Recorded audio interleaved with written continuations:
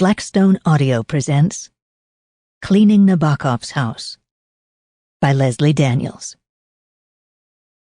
For Mary Brett Daniels and Neil Daniels. The Blue Pot.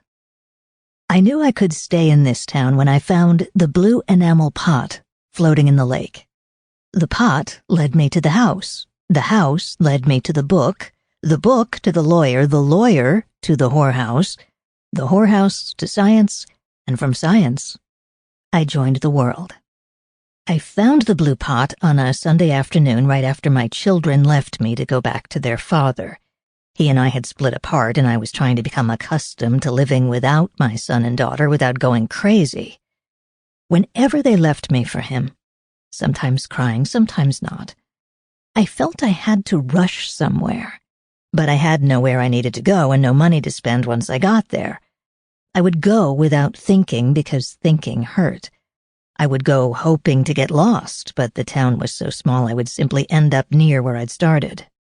On this particular Sunday in the fall nearly a year ago, I kissed Sam and Darcy goodbye, no one crying, and tried not to hate the ex-person for taking them, failed, turned away to walk on the windy jogging path beside the lake, where no one would see my face as it crumpled. Towns install jogging paths as their median level of obesity reaches critical. My dear cousin, the scientist, told me this.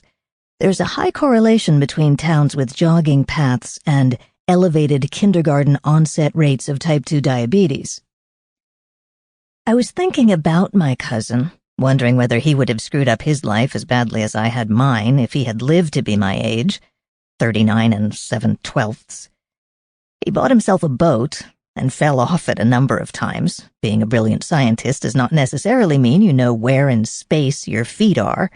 He spoke 4 languages and could explain neurotransmission. He loved French food. Sorrel soup was his favorite. As I was remembering his appetite and his big raucous laugh at dinner parties booming out of nowhere, a blue pot floated by me in the gray-green water of the lake. I clambered down the bank, thinking of the Monday headline in the Unquito Clarion, "Mother of 2 drowns, apparent suicide." The pot smelled of motor oil, and I looked around for a boat to return it to, but there was none. I wrapped it in a plastic shopping bag that was blowing past and put it in the trunk of my crappy old car. I crammed it in with my books and a suitcase of clothes. They were the books and clothes I needed most in my current state of houselessness.